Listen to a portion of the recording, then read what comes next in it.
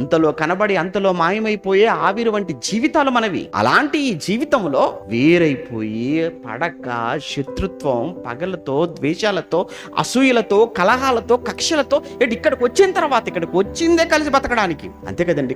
సంఘంలోకి ఎందుకు వచ్చాం? మనం కలిసి ఉండడానికి వచ్చామండి. సంఘంలోకి మనం వచ్చిందే కలిసి జీవించడానికి వచ్చాం, కలిసి క్రీస్తుతో సహవాసం చేయడానికి వచ్చాం. అవును, సంఘంలో ఉన్న వ్యక్తి మంచోడు కాకపోవచ్చు, కానీ సంఘంలోకి నువ్వు రావడానికి ఆ వ్యక్తి కాదు కారణం, యేసు ప్రభు కారణం. ఎవరు మీరు సంఘంలోకి ఎవరిని చూసి వచ్చారో? మా అన్న వెళ్ళాడు కనుక నేను వచ్చానంటావా? మా అమ్మ వెళ్ళింది కనుక నేను వచ్చానంటావా? లేకపోతే మా బాబాయ్ వెళ్ళాడు, మా బావ వెళ్ళాడు అందుకే నేను వచ్చాను సంఘంలోకి అంటావా? అలా మీ బావను చూసో, మీ అమ్మని చూసో, నాన్నని చూసో వచ్చావంటే ఎంతకాలం నిలబడదు ఆ విశ్వాసం? లేదు. మన సంఘంలోకి వచ్చింది, సంఘంలోకి చేర్చబడింది క్రీస్తును బట్టి, వాక్యాన్ని బట్టి. అవునో కాదు? ఒకసారి మీరు ఆలోచించండి. మరి క్రీస్తును బట్టి, వాక్యాన్ని బట్టి అనుకున్నప్పుడు వ్యక్తి బాగోలేకపోతే మనం ఎందుకు సంఘానికి దూరం అయిపోవాలి? ఎవరో సంఘం లేదు అన్నారని వాళ్ళ కోసం మనం ఎందుకు సంఘానికి రాకుండా మానుకోవాలి అని ఒక్కసారి నిన్ను నువ్వు ఎందుకు ప్రశ్నించుకో.